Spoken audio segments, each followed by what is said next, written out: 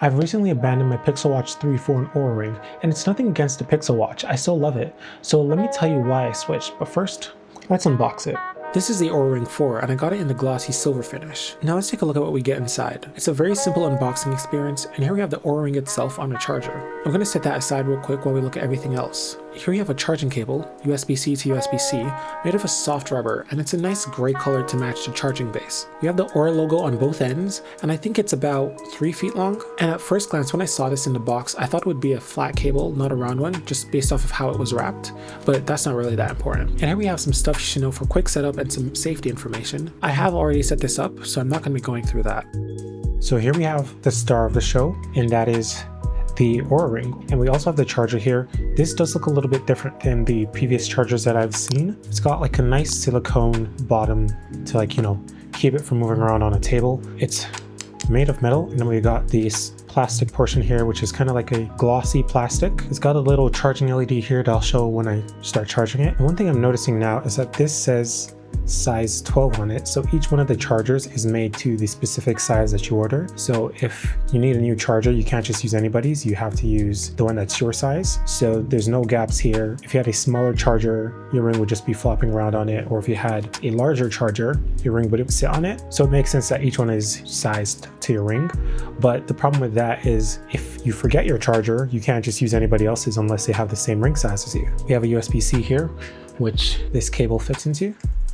So you got a nice sleek charger like that on your table or whatever. Here's the ring. There really isn't much to show because this is such a small device, but I got the silver one. I like this one a lot better than the previous generations because it looks like a regular ring. Very similar, like obviously the smart ring is a little bit bigger. They're very similar designs. It's not really that noticeable, like it does look a little bulky, but that's about it. The previous generations of the Oura Rings did have these little balls on the inside.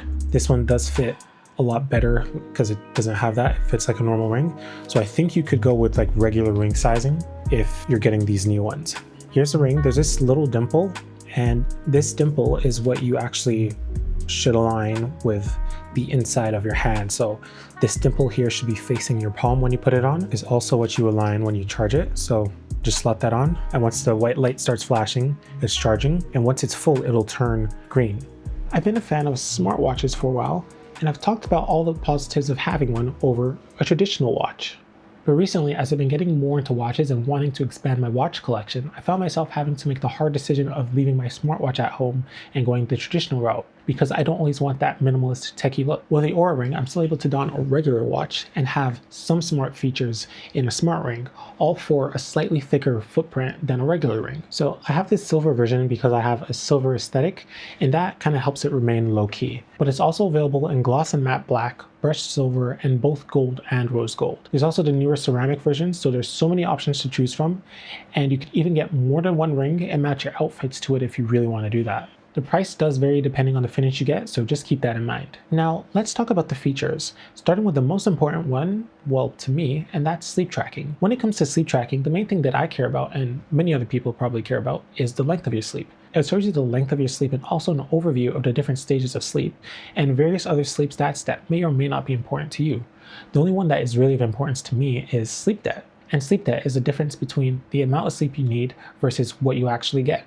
And this accumulates over time. So a high sleep debt can mean your body isn't recovering well, so you might have more physical or mental fatigue. I typically get much less sleep when I'm working on a lot of projects, so this is a good stat for me to monitor when I get really busy. If you don't care about all the stats in detail, it does provide you with a sleep score out of 100 that is a good judge of your sleep quality. It also has all the typical health and activity tracking features, including step counting, heart rate monitoring, and calorie burn measurement.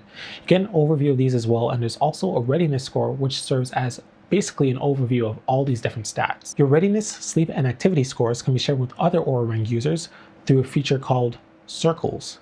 You can create a new circle with your friends or your family and share your data with each other. And it's just these 3 scores though, so they don't get any detailed info about your sleep, your activity, or any other thing that you might not be willing to share. There are also some features that I can't or don't use, such as cycle tracking and contraception.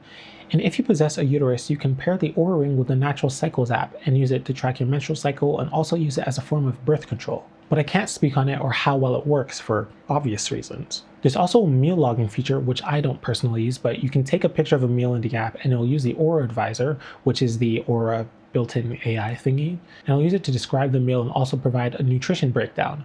And it obviously can't provide the exact amounts, but it gives estimates on the amount of protein, fiber, sugar, fats, and carbs in the meal. Now I'll draw some comparisons to a smartwatch, and the Pixel Watch 3 to be exact, because that's the one that I have. And in terms of comfort, it's much lighter and much more comfortable than a smartwatch, obviously, because it's sitting on just a little bit of your finger instead of taking up a huge portion of your wrist. So you're really not going to notice it if you're used to wearing rings. I hardly notice that I'm wearing it anymore, but I would notice my Pixel Watch most of the time that it was on my wrist. It covers a larger surface area, like I said, and it's much tighter so it can get quite sweaty when working out. Speaking of working out, the Oura Ring can get in the way when weightlifting or doing other workouts or activities that involve using your hands.